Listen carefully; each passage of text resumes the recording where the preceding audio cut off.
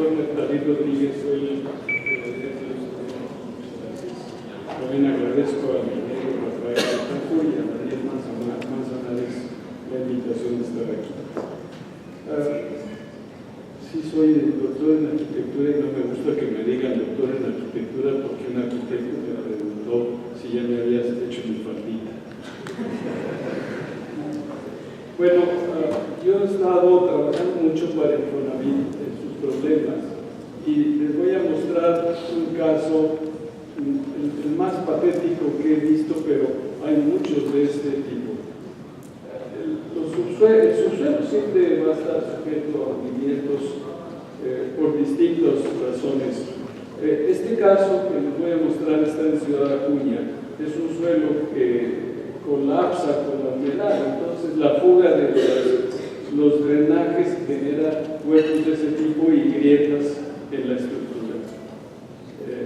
También puede ocurrir que sea casi uniforme y de un solo lado del edificio y entonces la vivienda se parte en dos y una baja y la otra se queda en su lugar. Y todavía más cuando hay una deformación prácticamente así triangular.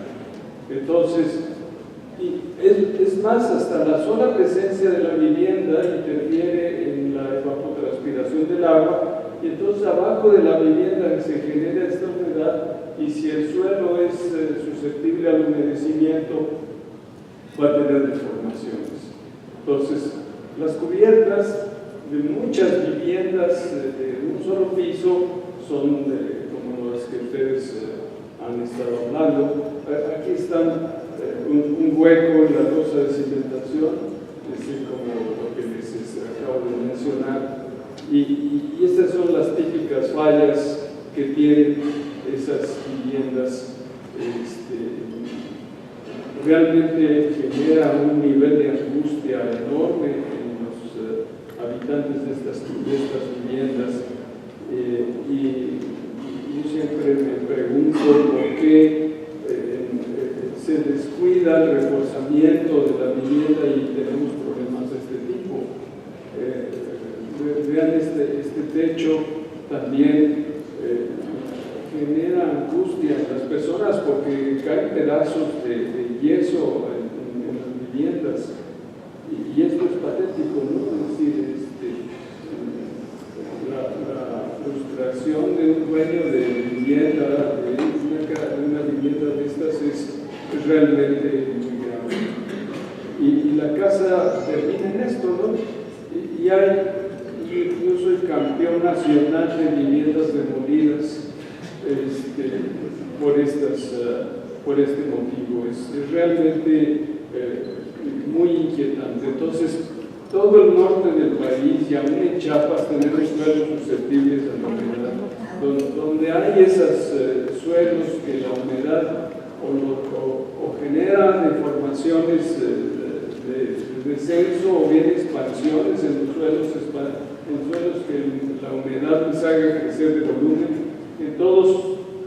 En esos casos uno siempre encuentra estas viviendas y el número de viviendas en el país con este problema debe de ser de muchos miles de casos. En la Ciudad de México tenemos otro problema diferente, como mencionaba el profesor David Rodríguez. Yo les voy a mostrar este de aquí. Sí, estos edificios pues están listos para entrar en problemas una vez que la grieta llegue. Con frecuencia, si el edificio está bien hecho, la grieta pasa, como que le diera la vuelta al edificio, pero la realidad es que pasa por debajo del edificio, pero si la losa de cimentación lo tolera, entonces el edificio queda como un puente, la grieta está por debajo y la grieta pasa por debajo del edificio y sale del otro lado en la misma dirección. Pero este caso es muy inquietante para mí, porque son estos edificios en H. Todos tienen cajón de cimentación del orden de un par de metros. Es lo más usual en la Ciudad de México y en el Estado de México, en la parte de todo el Valle de México, que estos edificios tengan este cajón de cimentación de concreto, y la tapa del cajón de cimentación casi siempre es una solución de vivetas y bombedillas, pero la tapa, el refuerzo que le ponen arriba está tan mal ligado que la tapa no tiene la rigidez que le hace falta al cajón, y entonces el cajón termina siendo dos edificios unidos, porque es un edificio en forma de H, unidos por la escalera del edificio, y entonces, como no hay rigidez, con frecuencia un lado del edificio va en una dirección y la otra torre va en la otra dirección. La escalera siempre se fractura y los vecinos se angustian porque además un lado está inclinado en una dirección y otro lado está en la otra dirección. Entonces, nosotros ya hemos corregido como 120 edificios de este tipo, porque siempre hay deficiencias en el cuidado de la cementación.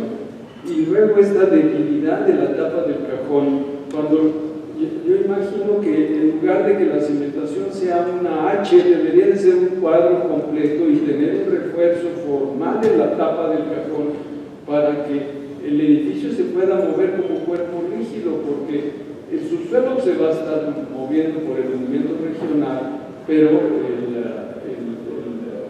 la debilidad del cajón resulta grave y entonces tenemos esos problemas. El edificio lo sometemos a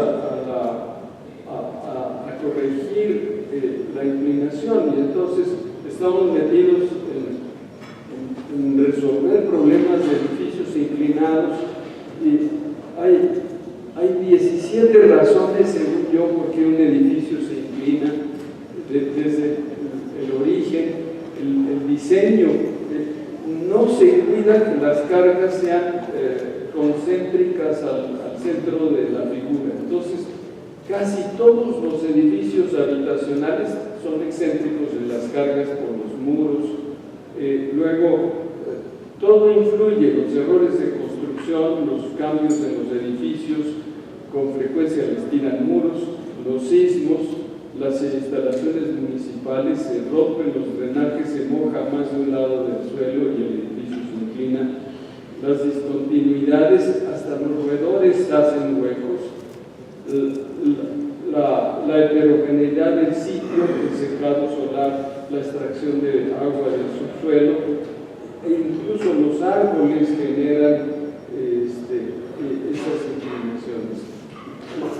Realmente no queda claro que es un edificio inclinado. El reglamento del Distrito Federal no lo menciona, y ya tenemos edificios inclinados en muchas ciudades del país, porque ya tenemos un hundimiento regional fuerte en Celaya, en Irapuato, en Querétaro. Es decir, Puebla ya inició sus problemas. Toluca también ya tiene manifestaciones de hundimiento regional. Entonces, ¿qué es un edificio inclinado? Ni eso nos queda claro. Viendo a las reacciones de las personas, ya cuando un edificio se inclina más del 1%, ya es el límite admisible y molesto para las personas. En los monumentos antiguos, como la catedral, ya tiene más de ese 1%. En un edificio grande nadie ve el hundimiento, pero ahí está, y poniendo en riesgo a los edificios.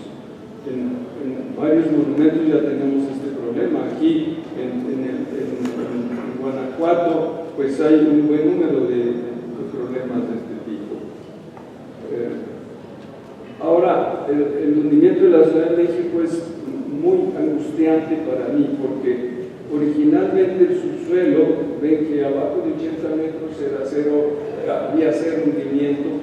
A mí me enseñaron que el hundimiento de la Ciudad de México era debido a la consolidación de las arcillas, y que cuando eso razonablemente se minimizara, el hundimiento iba a ser prácticamente muy pequeño y ya no iba a afectar a las construcciones. Eso, con los bancos profundos de la catedral, que están ahí a 100 metros de profundidad, hoy tenemos terrible noticia de que la consolidación de las arcillas para 2012, que es la última medición que tenemos, será el 31% y el hundimiento el 69%. El centro de la Ciudad de México se ha hundido casi 9 metros y con este escenario uno puede imaginar que se hunda otros 9 metros y entonces ¿cuáles serán las consecuencias? Empezamos nosotros a corregir edificios inclinados a raíz del sismo del 85. Este está en la calle de Liverpool y este fue el primero que realmente logramos nivelar, un edificio de 16 niveles que estaba inclinado. Todo este proceso de subexcavación está inspirado en lo que un profesor Terracina propuso para la Torre de Pisa, hacer agujeros por debajo de la torre inclinados, como en planta aquí están, e inclinados aquí los ven. Entonces, al sacar tierra de ahí y seguir extrayendo, la torre debería de corregirse.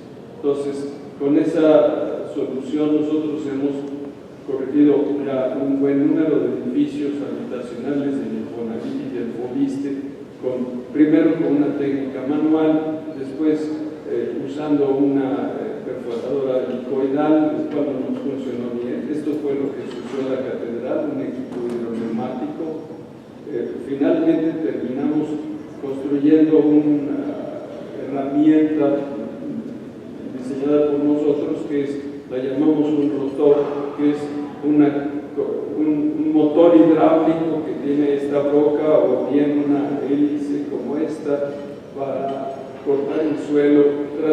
Esto gira a 600 revoluciones por minuto, es como si fuera una licuadora que va uno metiendo al suelo, se transforma en lodo y se genera la subexcavación.